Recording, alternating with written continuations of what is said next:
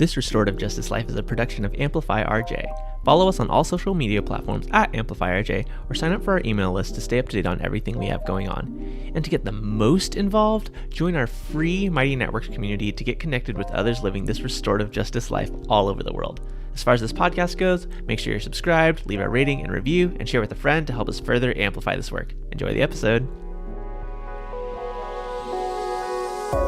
Welcome to This Restorative Justice Life, the podcast that explores how the philosophy, practices, and values of restorative justice apply to our everyday lives. I'm your host, David Ryan Barcega Castro Harris, all 5 names for the ancestors, and I'm the founder of Amplify RJ. On this podcast, I talk with RJ practitioners, circle keepers, and others doing this work about how this way of being has impacted their lives. Angel, welcome to This Restorative Justice Life. Who are you? I'm a son. Who are you? I'm a friend. Who are you? I'm a father. Who are you? I'm a brother. Who are you? I'm a mentor. Who are you? I'm an ex-gang member. Who are you? And I'm a work in progress. Thank you so much for being here, Angel. We're going to get to the intersections of so many of those things right after this. Hey y'all, David here. If you listened to This Restorative Justice Life last week, you heard that the episode with David Yusom was Elisa's final episode, producing this podcast and having an on-air role. She'll be supporting us behind the scenes, and we've got some new people who I hope to introduce to you soon, helping this podcast run. So big shout out to Elise for all the work that she's done from this community over the last year and a half. As we're approaching 2 years and 100 episodes of this podcast, we're reevaluating some things and some changes will be coming soon. But we definitely want to take your perspectives into consideration. So if you have any suggestions for how we can improve, any guest suggestions, or just want to drop us a line, email us at media@amplifyrj.com. Also, if you're listening to this podcast on the day that it comes out, September 15, we're just 1 week away from a live conversation that I'm hosting with New York Times bestselling author Britt Hawthorne. I've known Britt for over 2 years now, and she's been a big supporter of the Amplify RJ community, introducing us to so much of her audience. She is a former classroom teacher who has moved into the anti-racist, anti-bias educator space, working as a consultant and facilitator of this work. She recently released her book, Raising Anti-Racist Children. So in our conversation on Wednesday, September 21st from 4:30 to 6 p.m. Pacific, make the translation to your time zone, we'll be talking about her journey with anti-racism work, what she's learned as a teacher, a facilitator of this work, and most importantly, a parent. It's a really important conversation for me as I am now the parent of an almost 6-month-old, and while so much of my work is just about keeping diapers clean and making sure that there's no aspiration of food, I want to instill values of anti-racism as well as restorative justice in my kid from jump. So wherever you are on your parenting journey, including reparenting yourself, join us for this conversation. Links to that, all our other upcoming events, and all our courses, all the other ways to get involved in our community and on social media are in the show notes. Now, so excited to bring you this episode with Angel Garcia. Let's get to it. Thank you again, Angel, so much for being here on This Restorative Justice Life. You are one of many people who have been on this podcast since the NACRJ conference back in July. I think we were in a session together talking about quote unquote non-traditional participants in restorative justice, and some of the things that you were sharing was like, yo, I gotta get this guy to tell his story here on our airwaves. So I want to ask you to do that in just a moment, but it's always good to check in at the start of these. So to the fullest extent that you want to answer the question right now, how are you? I'm great. I could honestly say I'm blessed. Life has never been better. I'm grateful for everything I have and everything that I've been able to accomplish in these short 5 years since I've been out of prison, and just looking forward to the future. Yeah, absolutely. We're going to get into, the work that you've been doing, the work that is coming with you in the city of New Mexico and your community, city of Albuquerque, Yes. and your community. But, the framework of restorative justice is something that you learned rather recently, but I imagine in some way, shape, or form, you were doing this work even before you knew those words. So in your own words, how did this get started for you? So recently, um, it was just like a training that I took so that I could better myself in my approach when I'm out in the streets doing interventions. Mm. But so I took a training. I met one of our restorative justice gurus here in Albuquerque, and I took her training, and it was very interesting. Like I really love the concept of the victimizer and the victim being able to heal together one Mm. another. It was just a powerful a powerful interesting model to me. I had never heard of restorative justice before I got into the work, but kind of like what you said right now, you were probably doing it before you even got into this field. Yeah, I could kind of remember like being a kid and bringing two friends together that weren't really talking and like, hey man, you guys got to talk this out, because we're friends. So, but I didn't know I was doing restorative justice back then. But this was in the hood with my homeboys. So, but yeah, no, like it intrigued me a lot. So when I saw the NACJR conference, I was like, no, I have to go to this. I have to meet more people. I have to like hear their experiences, and it was very rewarding being there. Yeah. There's one thing about like getting formal training, which you have recently. We'll come back to that in a second, but I want to go back to, when you were a kid bringing your friends together, right? Like that's not everybody's inclination. Not everybody plays that peacemaker role. Where was that modeled for you, or what inspired you to do that? Well, to me, honestly, back then it was like, okay, these are my friends. I don't want to be stuck in the middle. Like these Mhm. dudes are over here fighting with each other, and oh, you're gonna go kick it with that dude? Oh, I'm not gonna go. Like I didn't want to have to choose. So in my mind, what it instinctively came to me was like, all right, I got to get these dudes together so they can figure it out, and that way I'm not just stuck in the middle. Like, all right, who am I gonna hang out with today? We can all just hang out again. Yeah. Are there any particular incidents that like stand out to you and like the way that you help them come back together?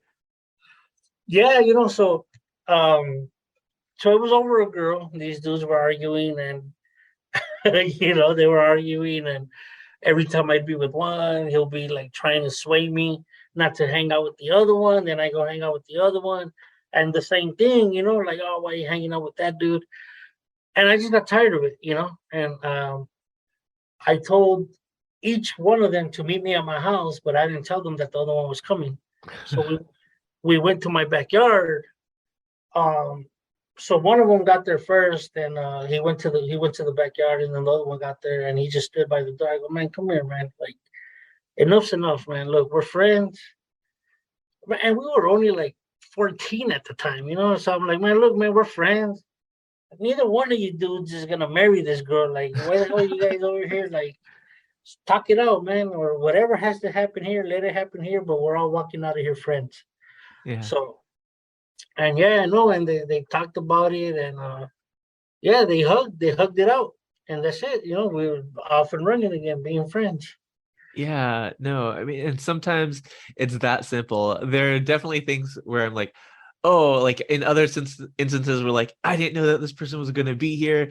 How could you bring them here? Like, how Yeah, could you yeah, be with this person? Like that could go left, but because of like the relationship that you had with both of them, yeah, the trust that you had with both of them, it yeah, allowed that situation to go like yeah, maybe in a better way. yeah. I'm curious, like as this peacemaker, right, in those situations, you've come out of your experience being incarcerated, like wanting to do this work. So you went through this experience being incarcerated for a good chunk of time, and you decided to come out and do this kind of work. What about either your experience or inside and the life that you lived in between now and then inspired you to keep going in this way? So like I'm not gonna lie, it's like in my past life, yeah, things were very violent, like confrontational. But also, there's a old Mexican saying called, it says, hablando se entiende la gente. Like, if you talk, you can understand one another. Mm-hmm. So, like, even in the prison yard, like, one of the homies will be just bad mouthing another one when I knew that this dude didn't really know him. Mm. So when this dude was walking by, I'd kind of do it like in a messed up way, but either way, at the end, they would end up being friends. I'm not gonna lie to you, like the way I went about it, they would end up fighting, but at the end, they would actually like I'd call them over, and then when this dude's right here, I'll be like, "Hey, what were you saying about this dude?" So they'll end up fighting about it, but at the end, they like we all know we're all more the same that we're different. Yeah. We're all more alike than we're actually different. So we'd always end up eating together, playing cards together, and it just makes it for a better time. Because like me, I hate tension, I hate animosity. Like, yeah. So, but funny story though, like when I got out of prison, I didn't know that I was gonna go in this direction. Like when I got out and I moved, because I'm from California, I'm from Los Angeles. Mhm. So when I paroled, I stayed with my mom in Long Beach for a couple of days, and then I moved out here to Albuquerque. And when I got here, so my uncle, he's a professor at UNM, so he gave me the opportunity to try to change it up for myself. So he made me enroll at the community college here in Albuquerque. So I decided that electrical trades was probably the best way for me to go to start making money, decent money, Yeah. fairly quickly. Mhm. Because I was 33 at the time, so I didn't really have the luxury of time. But I kept rocking it at school, kept making the dean's list, and they invited me to join this honor society for 2-year colleges called Phi Theta Kappa. Well, when I got involved with them, one of their big hallmarks is service. So they go out Mhm. in the community and they do a bunch of stuff like food pantries, helping out community. And after my first community event, man, it felt good, like I felt good about myself, like the people that we were helping coming up to me and telling me, oh, thanks, thank you for all the help. And I wasn't used to that, like, because sometimes, like, I'm heavily tattooed, from head to toe, my hands, everything, like my legs. Like sometimes I might look unapproachable, like some Mhm. people might not want to approach me, but I don't know, that felt good, like somebody actually thanking me for doing something good. So I kept pursuing that feeling, and I got the opportunity to get involved with student government. When I joined that, it gave me the platform to try to do something more, and I wanted to do something for people, students in particular, who have been just systems impacted, who have been involved in the criminal justice system. So I joined a faculty committee, and then we implemented a resource center for students with criminal records. Yeah. In the process of all of that, I talk at events at the community college of why this was so important and necessary for someone like me, the support, the encouragement, and in me doing all of these talks and all of these presentations, the mayor. This was 2019. The mayor of Albuquerque was researching group violence intervention models, Mm-hmm. and part of the model is having a credible messenger with lived experience. So at that point, I knew that this is what I wanted to do for the rest of my life. Mm-hmm. Help systems impacted people, help create policy that after we do our time, like not keep paying for our mistakes for the rest of our lives. You know what I mean? So I just didn't know how I was going to get into it. And during winter break 2019, by the grace of God, I get an email if I wanted to interview for a possible employment position with the city of Albuquerque. Mm-hmm. And I interviewed, and there was 4 candidates, and they chose me. So I've been doing this work now for like 2 years and a half. Yeah. Yeah. I want to go back to, coming out, um, and like having your uncle, you like, you need to come out here. Yeah, Um, a lot of times when we think about like the restorative justice broadly, it is about like repair of harm processes, bringing people together to like solve the problems between them. That's important. That's important work. That is restorative. And sometimes the steps to get to that place like involve like people in your community just saying like, hey, like what is it that you need? How can I support you? What yeah. And sometimes people aren't always ready to take that help. What was it about like, you and your uncle and what was going on back here in Long Beach? I'm in Pico Rivera, so not that far from where Okay. you were staying. Yeah. What was it about like, like I need this change. I need to go out here. I'm gonna take my uncle up on this thing. So the whole thing that kind of pushed me over the edge about wanting to do something different was I was raised mostly by by my mother, because even when my dad was around, he wasn't around, you know what I mean? Mm-hmm. So raised by a single mother on welfare, worked her ass off to provide. um I'm a big mama's boy, Sure. I love my mom, I respect her. But one of the inmates on my last prison term, his mom died, and I've known this dude from my second prison term. At that point, when I bumped into him again, I was on my fourth. Mm, So this dude was always live, cracking jokes, like real fun dude to be around. He was a. It's funny because he was a skinhead, but he was real funny, and I'd always like to go talk to him. But he flipped out. His mom died. He had an episode, an episode of psychosis, and he flipped out. And that's kind of like what opened my eyes. I did not want that to be me, and I didn't want to be selfish to the point where I'm just doing me, and my mom is out here dying, and I'm in prison, and then she passes away, and me not be able to do anything for her. So that's kind of like what pushed me over the edge on wanting to change. I just didn't know how. mm-hmm. So it was actually my mother who suggested, why don't you move to New Mexico with your uncle? And me and him had gotten into words when I was younger. Yeah. So I honestly didn't think that he would say yes. So I told her, well, ask him. If he says yeah, then I'll go out there. And he said yeah. So I came out here, and first thing he told me when I got in his car when he picked me up was like, look, I know you're grown, but you're gonna go to college if you're gonna live in my house. And I'm glad he did, like that changed my whole life. Yeah. Because sometimes we want to change, Mm-hmm. we just don't know how. Like we don't know anything other than what we know. So I don't know if you remember.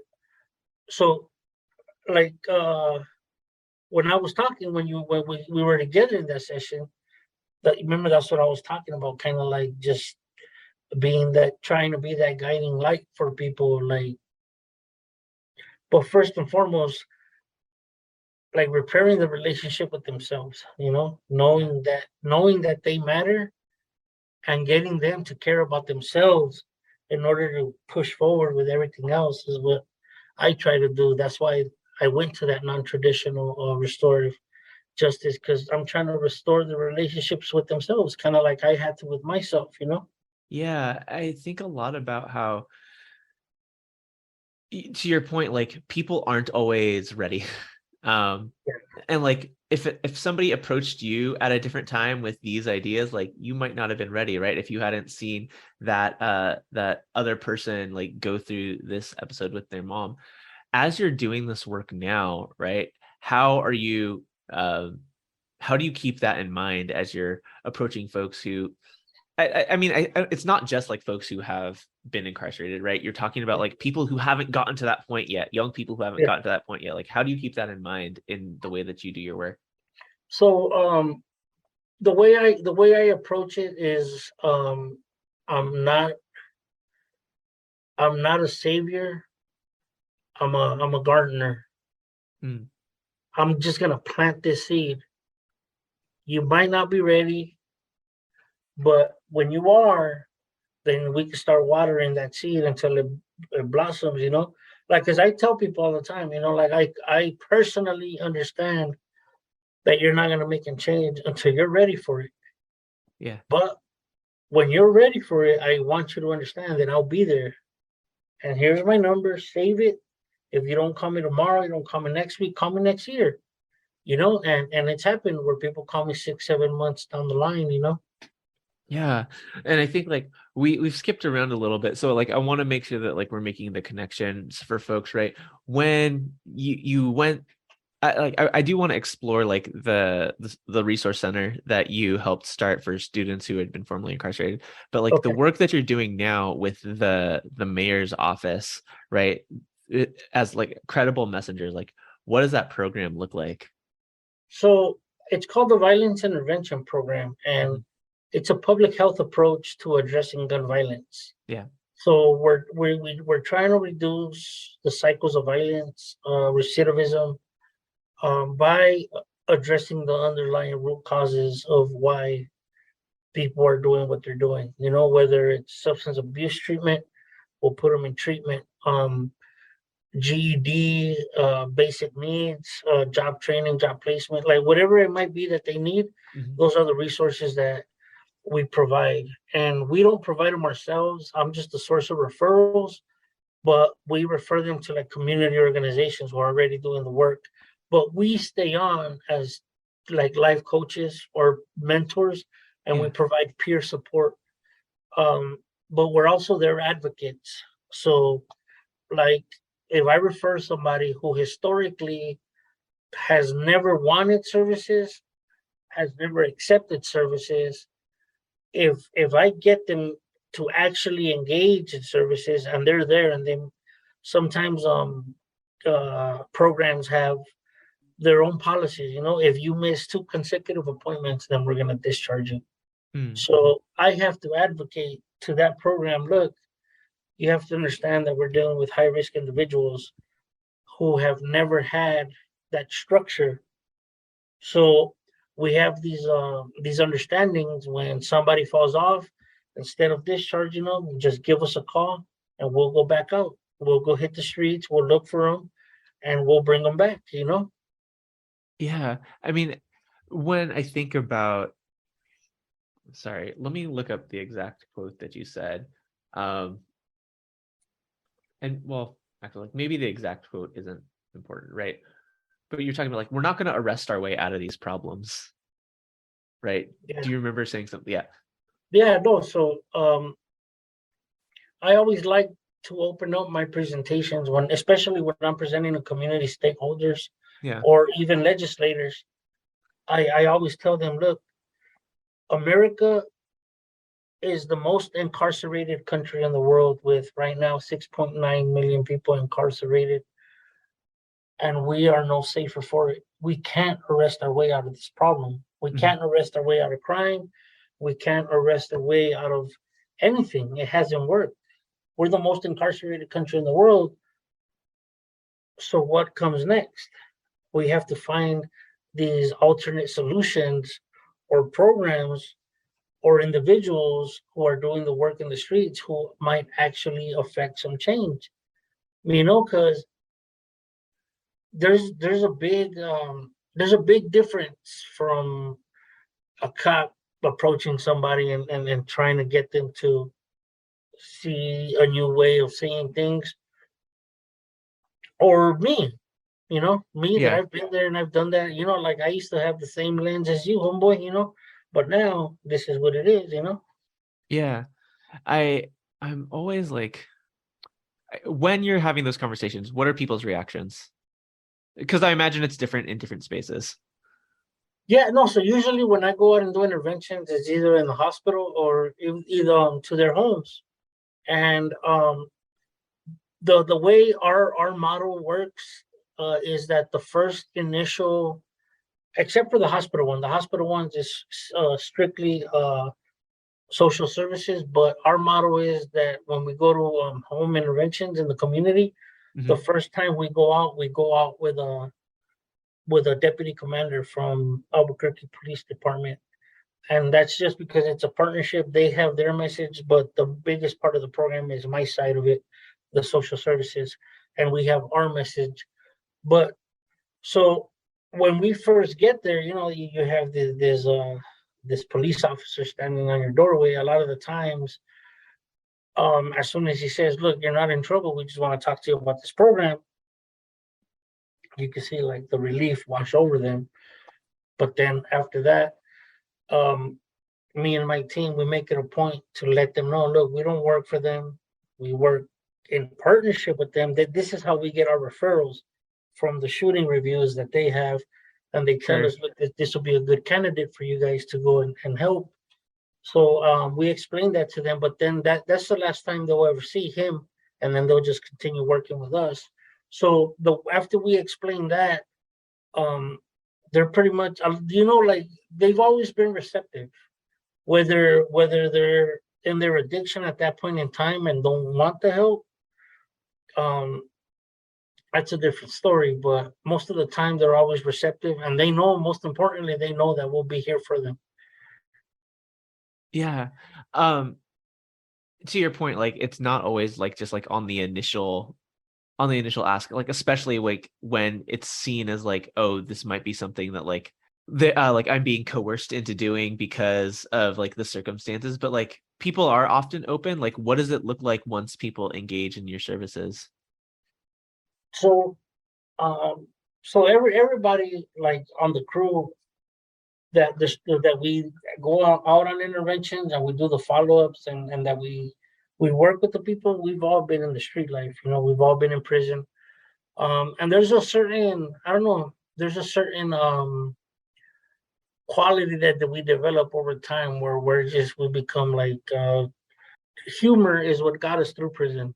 So Yeah. we joke around, we joke around, just break the ice, and make it seem like just like not as heavy as the situation is, but we bring lightness to the situation to where we're all just okay. We're not all just taking ourselves serious. It's serious what we're talking about, what we're trying to do, but like we could talk about it like in a openly humorous manner. We make them relax, and then we connect with them on a human level, and Yeah. then and not just that, but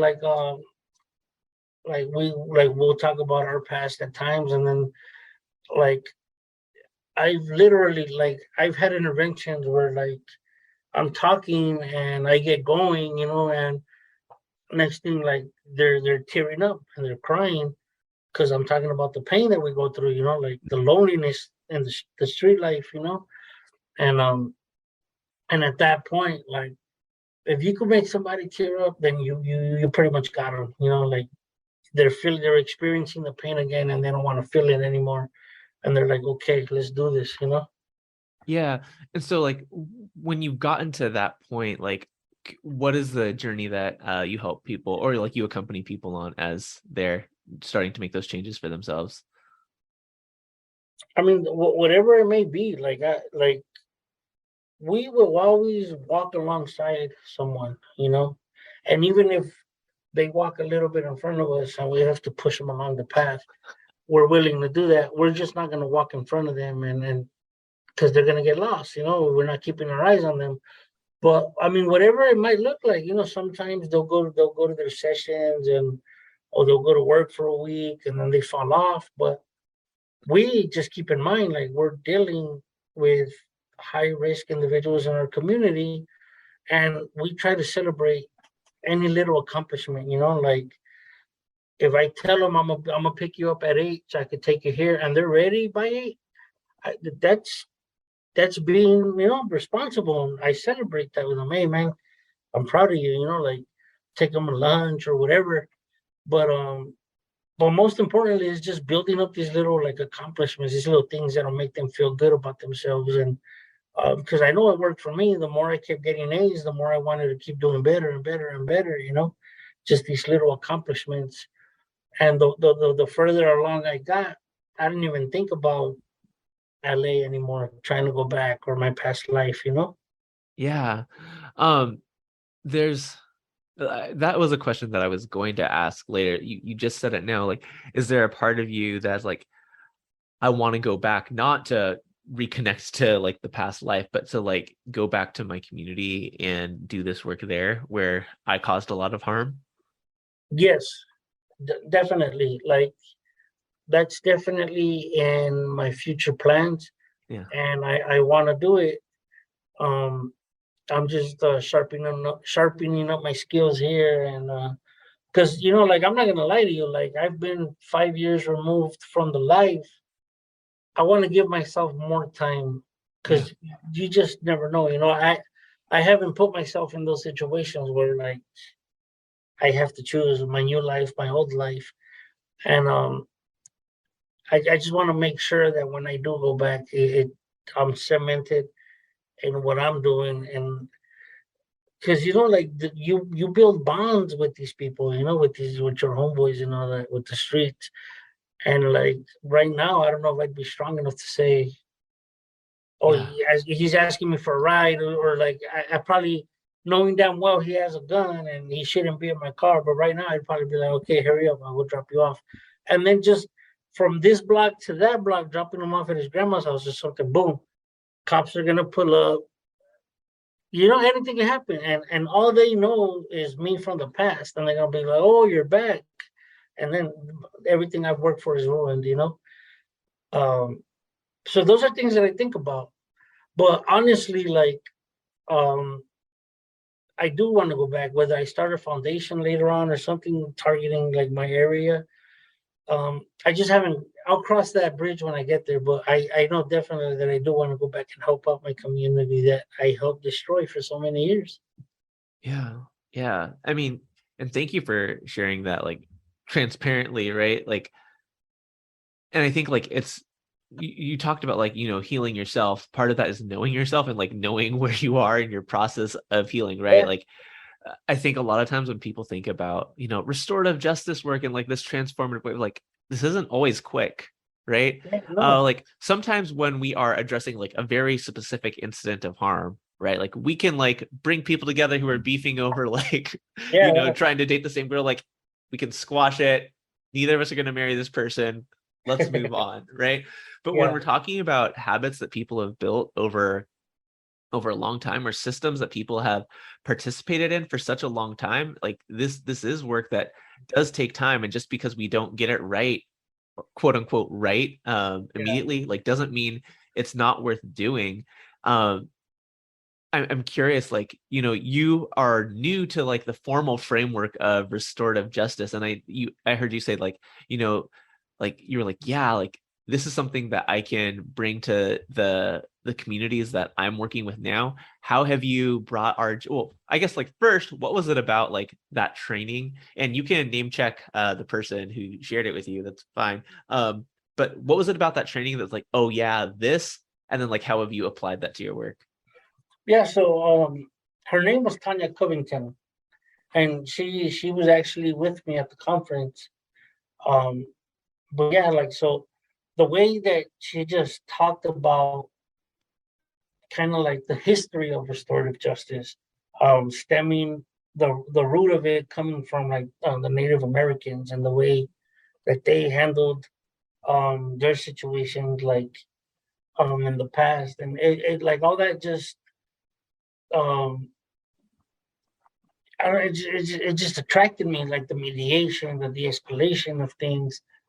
And then the I guess the most in her training, the most powerful video that she showed us was Adam Foss. I don't know if you know who that is. He's a Yeah. so he she showed us a TED talk, Adam Foss talking about him being a prosecutor. And this is the thing that opened my eyes. Like I did not know how much power prosecutors have because he said, I have. When you're a prosecutor, you literally have these people's lives in your hands, and you could decide if you're gonna lock them up and throw away the key, or you could work something out with them and try to get them on a better path. So that's that's what like kind of hit me. And when I'm out doing like my interventions, like for me, it's like okay, am I going to give up on this person because clearly they're not ready, or am I going to keep just being a thorn on their side so that they know that I'm here until they get ready? You know what I mean? Yeah, Like, yeah. yeah. So just I mean, like I said, like the most important thing is I always try to, so uh, the reason, I call it the reason, your reason. Like, what's your reason? Like, for me, it was my mother.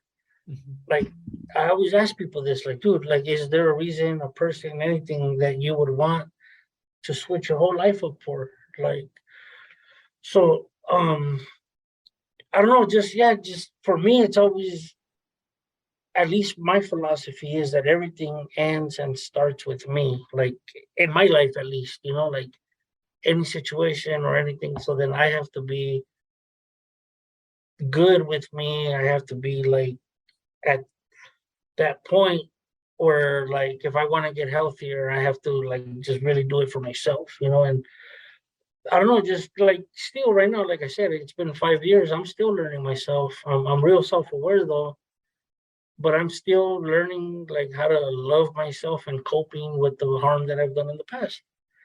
But just I don't know, just like the whole concept of healing is what attracted me, because at some point in my life I want to feel like I'm completely healed. Mm. And by helping others heal themselves in the community, it's cathartic for me as well. Like, it helps me heal myself. What are the signs that you're able to like identify in yourself that like you are like not like healed like at the end of the journey, but like you're on the right path? So I mean, I could I get emotional now. I could feel. I allow myself to explore my vulnerability. Like, I allow myself to be vulnerable in front of other people. Like, I'll, like, in the past, like in LA, like I would drink, do cocaine, smoke weed, but always some kind of numbing agent, just so that I could live with myself. And it's just, growing up with that toxic masculinity, like, oh, men don't cry and you have to be hard. And then especially in prison, like, you can't go in there and be weeping all the time. You're gonna be a target. Mhm. So just like hardening my heart now, like, man, I could be watching something and like something will come on, I'll start tearing up, it'll be like that, so Yeah, like yeah. that's why I know, like, it's in process. I'm a work in progress, but and just for the simple fact that I cry in front of people now, I cried at two of the sessions in Chicago. Like, no way in hell would I have done that in the past. So that's just, those are signs for me that, I'm getting there. Like, I'm working on myself, and I'm allowing myself, most of all, like, to go along with it, like, just, I'm not resisting, is what I'm saying. I'm not resisting the change. I know that in order for the new me and the future me to be the best me, it's gonna sound crazy, but I have to kill the old me, like, get rid Yeah. of it. I mean, there are lots of metaphors I don't think that like this kind of transformation just happens through like restorative justice, like quote unquote, that kind of thing, like with that formal language, right? I think it's important to remember that you've said it, I say it all the time on these airwaves and in other places, like restorative justice is about relationships, right? Yeah. Healing relationships, building relationships, strengthening relationships. And the first relationship that you have is the relationship with yourself. Right. So restorative justice is about that inner work, but like that's not the only framework that people come to like inner transformation. And sometimes like, yeah, that transformation requires like I can think of like a different religious traditions thinking about like that transformation that people have like in a conversion experience or like an enlightenment, right? Like being able to see things differently, and then once you see things differently, you're able to practice. But it's a process, right? Like people aren't Yeah. always able to jump in immediately. I'm curious. You answered the question a different way than I intended it earlier, because you were saying that like when you go out and share about your work with like community stakeholders, like I asked you, like, how are people reacting? You took that question to mean like, how are the people that you go out and work with responding to that? I'm curious how the community stakeholders who you're presenting to are digesting that information, because I think in our communities we see the need for just something different, like not being able to arrest our way out of these problems. And there are people who are very invested in continuing that cycle of violence and oppression. So like when you're giving those presentations, like I want to ask it in the other direction, how are those people receiving that message? So you know what? Like, I am not even gonna lie to you. Like, they always like. So I'll give you an example. And my colleague told me this. So I was on a town hall on a panel. Sure. Uh-huh. I was on a panel with the special agent in charge from the FBI from here, Mhm. a commander from the Albuquerque Police Department, one of the executive directors from the courts, and then it was me, and the part of the town we were in, uh, the part of town that we were in, the participants, the crowd that showed up, like the viewers. Mhm.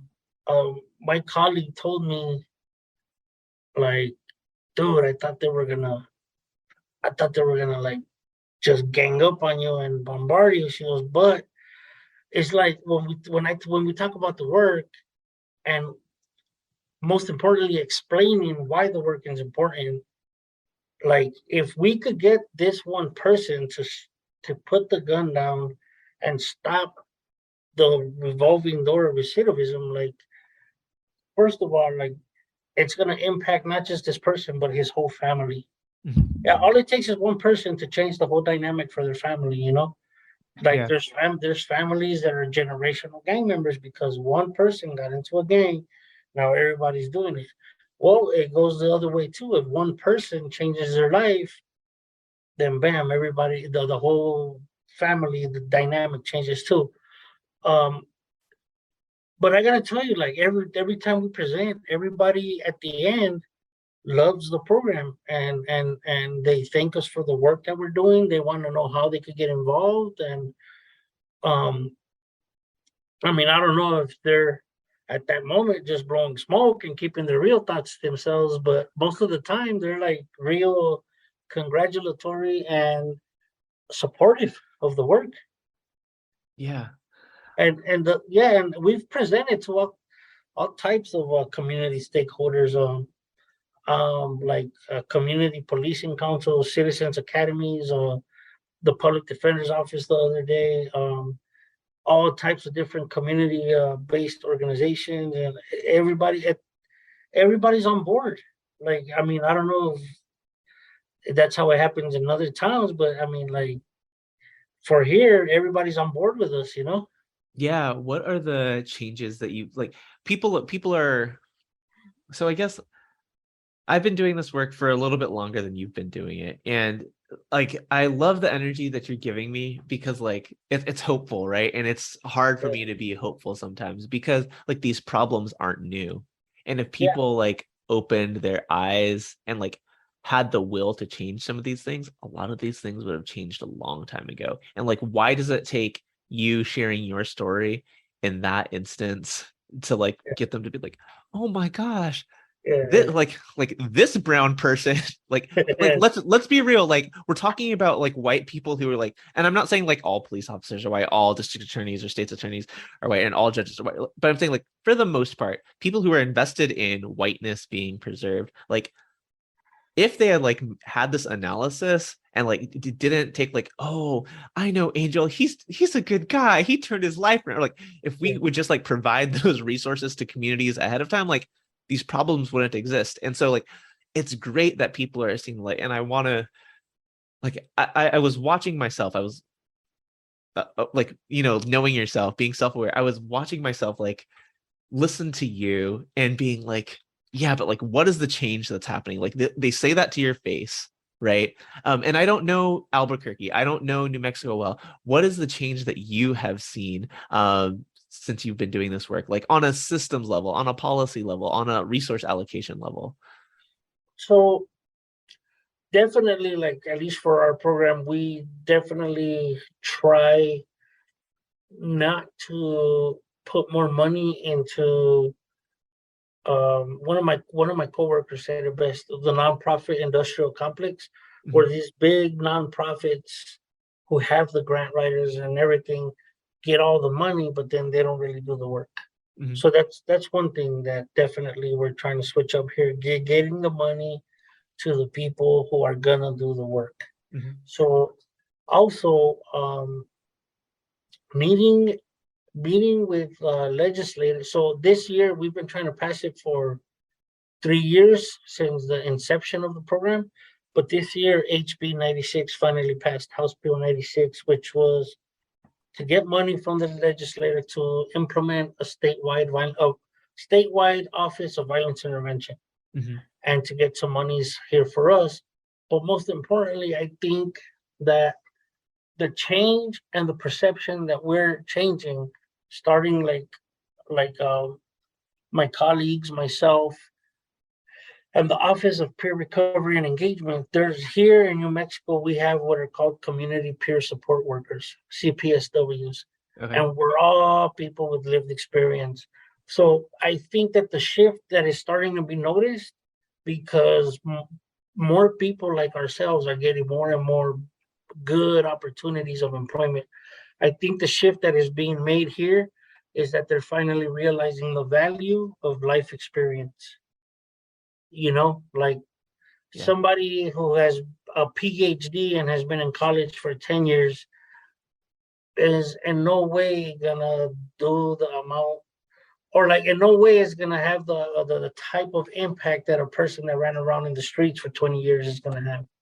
You Mhm. know what I mean? Yeah. So I think that that's a definite shift. And because I have these old white people walking up to me all the time, giving me hugs and shaking my hand and just wanting to be in the Angel Garcia business. Yeah. And I think that's a big shift. Like instead of walking away, crossing the street, clutching their purses because I'm about that, like you know what I mean? Like so I think that's a major shift that's happening. Like we're finally being recognized that okay, we made a mistake. Now we're rectifying it and we're trying to help other people change theirs as well. I think Yeah. that that's the biggest shift that I could notice, that we're getting more props and our life experience is finally being seen as a thing of value, not as a oh he's a ex is oh he's an ex felon and now he's doing, you know what I mean? Yeah. I'm again like watching myself and like listening back to like our conversation that we've just had, like celebrate the small things, right? Like David, like these things matter, right? Like you having that experience of people like wanting to work with you now, like being in the business of like, oh, like this guy can really get things done. Like, yeah, of course this guy can get things done. Like why wouldn't you think that? But like, hey, it's a win that they see that. I think I have a lot of energy and like resentment and cynicism for people who like will say that in one moment, like mean it the next moment, and then like when it like at the slightest deviation of like, oh, like I don't know, like then either like funding gets pulled or like all these other things, they revert back to the way that they know to do things. Um, how do you? Yeah, I guess like how do you stay hopeful? So you know what it is like. So you've been doing the work longer than I have. I so restorative justice was a thing that I learned maybe like a year and a half ago. Mhm. So I to don't even need I don't need even to put the words like restorative justice on it. I mean like like, doing like liberation work, doing okay, community work when there are systems and stakeholders like so invested in like actually keeping things the way that they are. oh yeah, so I'm hopeful because I guess maybe I still so I didn't start paying attention to like really, really, really like the state of things maybe until like 3 years ago. You know what I mean? Mhm. And I've always known that the 13th Amendment said that it's about abolishment of slavery and involuntary servitude, except as a form of punishment. I've always known that, but now I recognize that that's where the laws to mass incarcerate black and brown people for them to still get their free labor. Well, that was the loophole. So Mhm. like now I'm paying more attention to. I mean, I guess I could say that I'm hopeful because I'm in the work now, and now like I'm not fighting against the system. I'm working with it, and with that, like I've always been an optimist. I have to be an optimist because I don't want to feel like I'm just gonna waste the rest of my life and I'm not gonna change one damn thing. You know what I mean? And my so right now I'm actually in the process of uh applying for a full pardon from Mr. Newsom. Yeah. So I have to do that because I'm gonna get into the politics. I can't run as a felon. So and I'm just hopeful because I as people in Washington and all around the country start aging out, you know what I mean? And it's politics are gonna get younger. And that's what keeps me hopeful. Like somebody like you is gonna get in there and then more people like you are gonna start. Absolutely not. But somebody like, yes, not Yeah, me, somebody like, yeah. yeah, your age and also like I've met a bunch of awesome young individuals here in Albuquerque who are getting into restorative justice work, who are purposely going to law school, and who are, you know what I mean? Like, so that gives me hope. And all I could do is like, man, just root for them and try to help them out as much as I can. But definitely, I'm gonna get in. I'm gonna jump in, man, head first into the politics. I think I want to. I think I have to. Um, so I have to stay optimistic. You know what I mean? Yeah. I think like I wouldn't be doing this work either if I didn't think like it could be impactful or make a change. I think like my view of like the rate of things changing is a little bit different, right? Because Yeah, I see like these initiatives pop up and like lose funding based off of um like quote unquote success of a program. And I'm not saying that like everybody who is doing violence interrupter work is doing a great job of it. Most of them are, right? Many of them are. Not everybody who's doing credible messenger work is like doing the best that it could be, but like at minimum, like it's employing somebody, right? yeah, Who like could be doing something else pretty destructive. yeah, And like it's probably preventing some violence in communities. Those programs lose funding all the time based off of like political will and like whoever is like holding elected office or whoever is like choosing to fund this thing at a time. And so I don't have a lot of faith in like those systems like being the source of like our liberation. And so like when I think about my work and like amplifying restorative justice work, it is about community, giving people in community the skills to be able to do this proactively, preventatively. That's longer work. That's not like an election cycle work. That's not like yeah, the term of like, that's not like a grant cycles work. It's about how are we building capacity in community to make sure that folks have the skills to navigate this conflict and harm between yeah, each other, but also like proactively build those relationships, like celebrate the small wins. I think I think it's both and.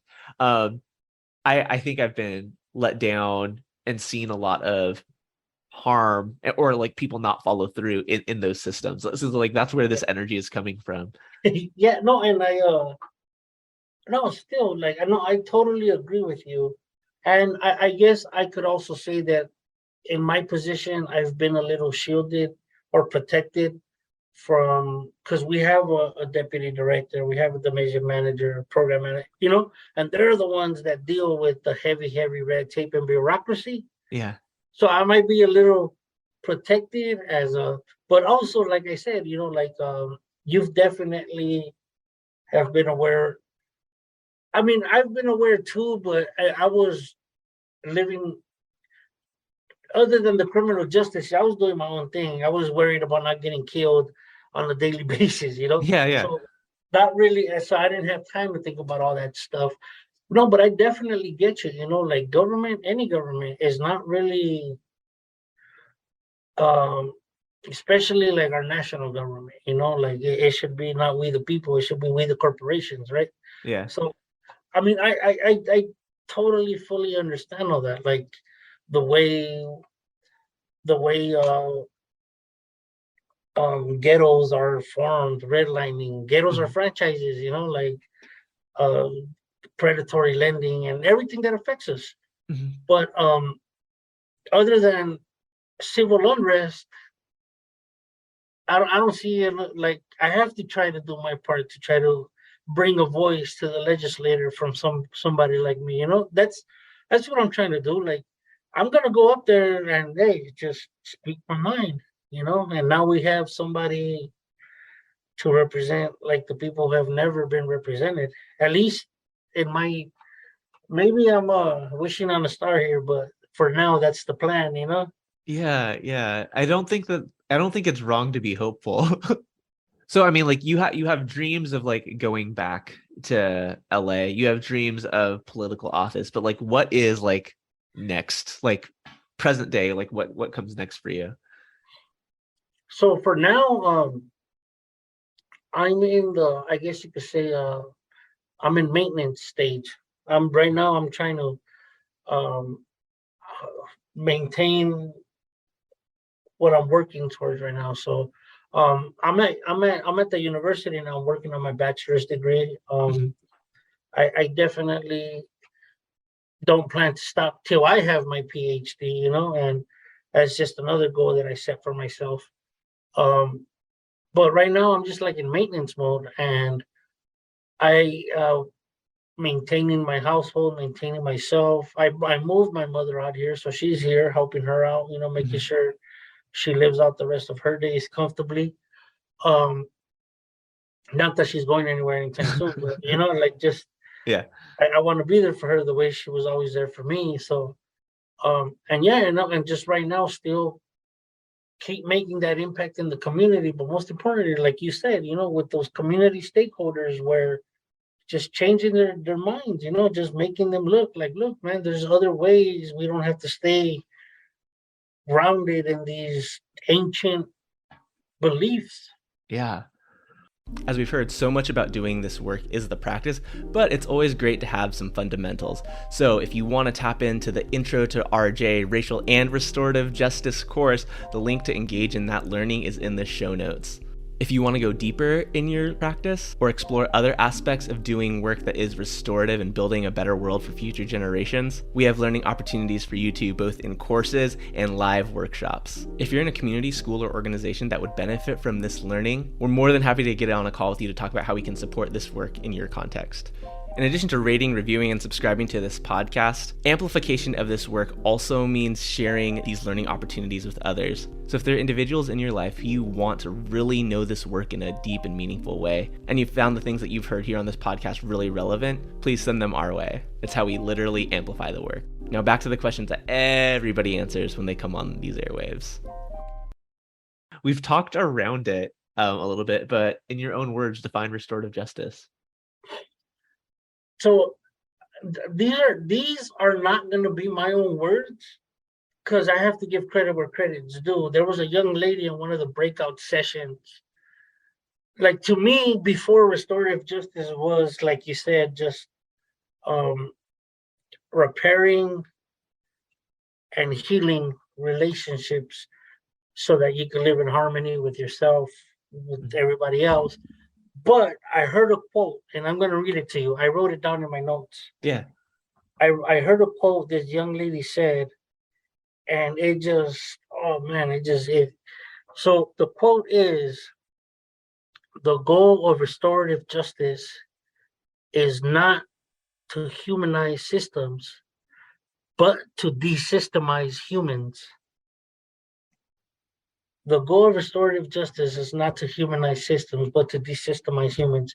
So now, like, the whole view of restorative justice has become this for me. Like, yes, how, even though, yes, like, man, we're trapped by the system, how do we help people not feel that so that they could go on to live prosperous in their own way and healthy and in harmony in their own way? Like, I don't know, maybe you have the answer. I don't. I'm working on it though.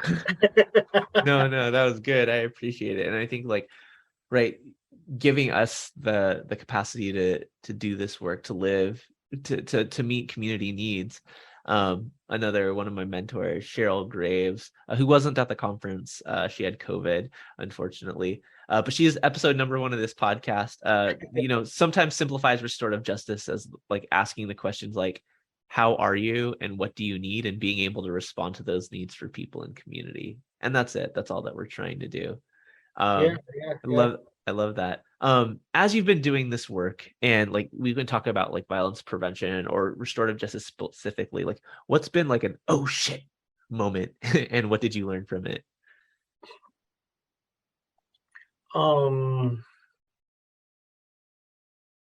Let me see. So revolving my work or just RJ Your work. Yeah. So one of those oh shit moments for me was like, and this is where kind of like I had to like relearn too, and like kind of you like what the need of the person is, making me more reflective on that. Because um I work with a lot of young men right now, and a lot of them they're like group involved, and they're acting like gang members and want to be like live in that lifestyle. And I found myself kind of talking to them or treating them that way, and very bluntly, like very matter of factly, without sugarcoating things. And I turned around. I was transporting a kid. I was taking him. I took him to lunch because I hadn't seen him in a while, and he was telling me all these little stories about the street and all that. And like, so I hurt his feelings pretty much, and that's not what I'm out here trying to do. Like, my do no harm is one of our oaths as a community peer support worker, and that was one of those aha moments for me. Like, oh shit, like I have to be more vigilant um on how I talk to these little individuals, because at the end of the day, they're still kids. They're vulnerable. They want to like just feel loved. And like so I apologized to them, and like I kind of pulled them out of it, doing some motivational interviewing and all that. But it's just like also making sure that my old upbringing doesn't creep into my current being, because growing up, like, nobody like just very harshly used to, like, my homeboys used to talk to us, or even my dad, and just not being that toxic man that I could be, like just being very cognizant of that person. And so that was one of the moments that has made me feel bad in this job, like, oh shit, I hurt this little dude's feelings. Yeah. And there's always growth, right? Yeah. There's always the ability to say like, hey, I messed up, I'm sorry, like, and like repair that in that moment. Oh, I have another one for you. This one, so like to me, like, I'm just doing the work. I'm trying to be there for people. I had this dude out, like, tattooed head to toe too. He was like, he had got shot. He pulled me to the side, and I'd been working with him a couple months. he pulled me to the side and like just straight gang member, like straight thug, like done a lot of time in prison too. He gave me a hug. And then he was like, "Angel, had you not knocked on my door, I was waiting to heal from my wounds because I was gonna go kill the guy that shot me. I know where he lives. I know who he is." And he just goes, "Man, thank you." So that right there, that hit me like a ton of bricks too. Like, oh my God, I'm actually making a difference out here. That was the first time where I was like, oh, Yeah. like it kind of like that Celine Dion song. That was the wind that gave that beneath my wings right there. That that let me soar and like, oh smack, I'm actually like I could make a difference out here. Yeah. um like two different versions of like, oh shit, like Yeah, yeah, yeah, yeah, yeah. yeah. Yeah. Thank you for that. This question might be tough in a different way. You get to sit in circle with 4 people, dead or alive. Who are they? And what is the one question you ask that circle? Um, I have an uncle. Well, I had an uncle.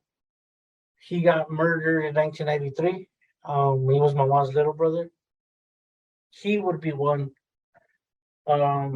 Tupac would be another one.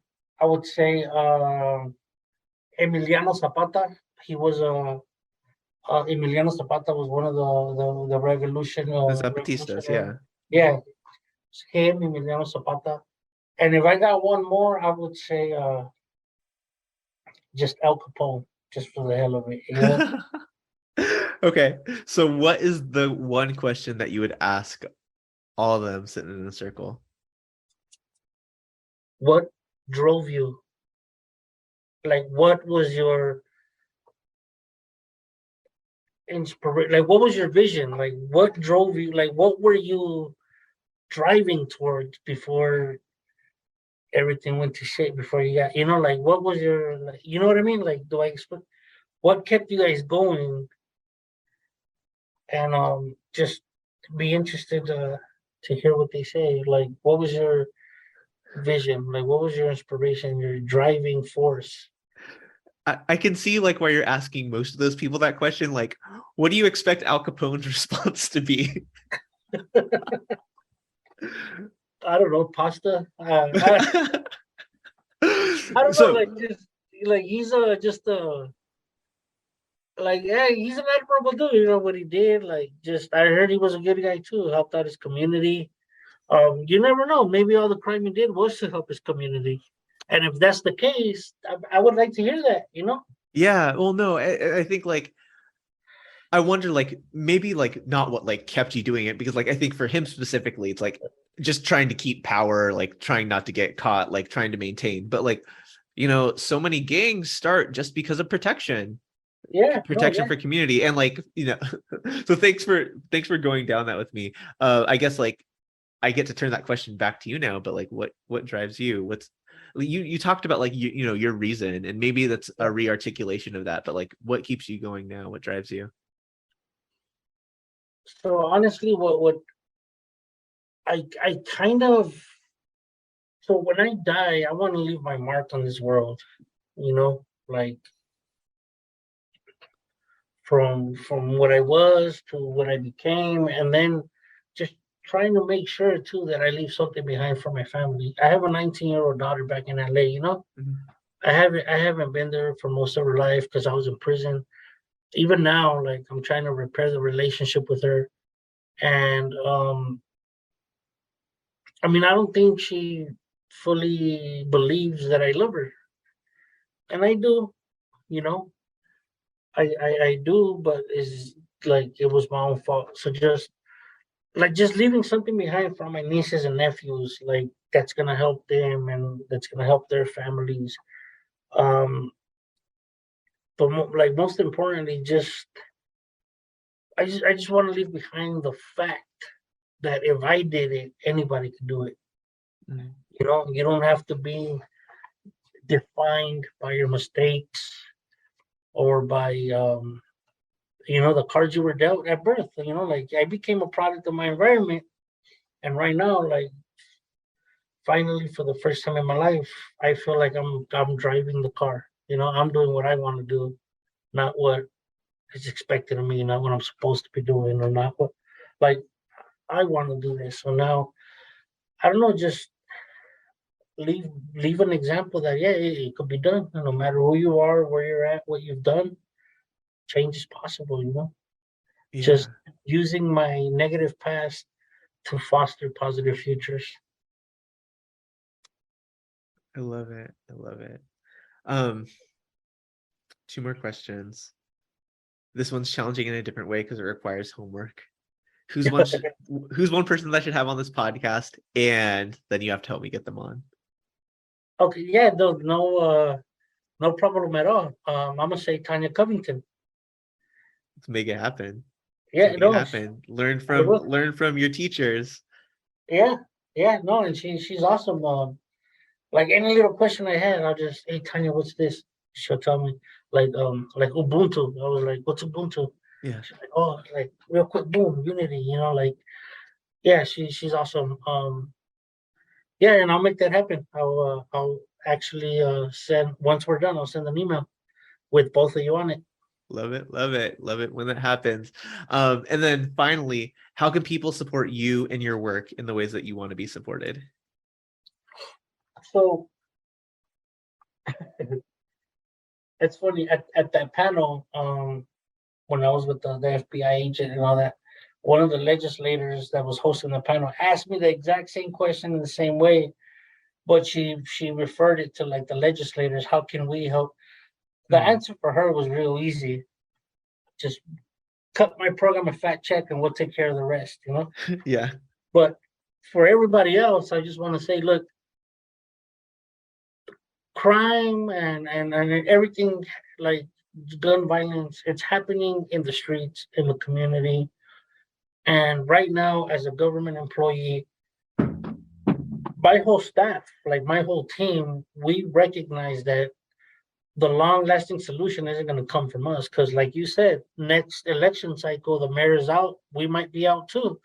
So, what we really want to do is give the power back to the community. The solution has to come from the community. We have to unite again. Like, I remember when I was growing up, like in the nights, like in the evenings, all the moms would be outside, gossiping, talking shit, or whatever they were doing.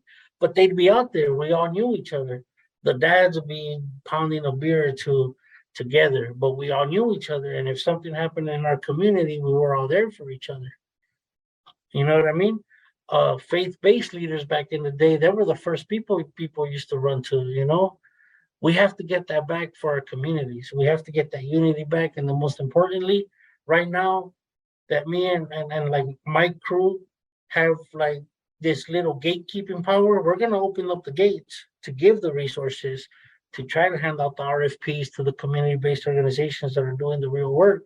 I was just saying community getting more involved. Like reach out, look up whatever program, whatever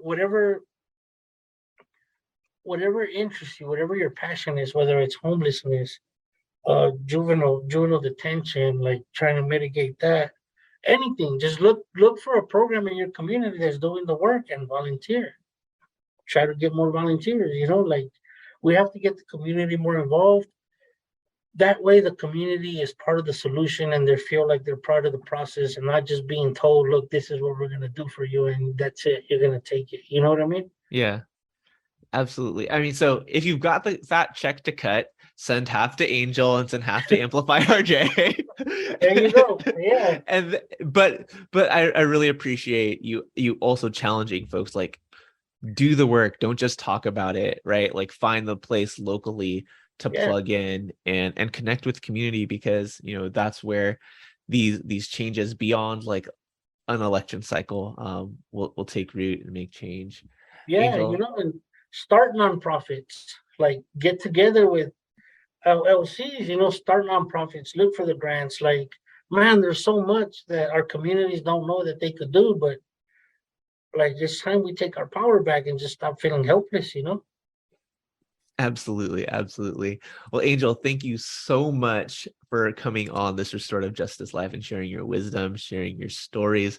We'll be back with another story, another episode, another conversation with someone living this restorative justice life next week. Until then, take care. Like what you heard? Please subscribe, rate, review, and share this podcast on whatever platform you're using right now. Or if you're old school, tell a friend.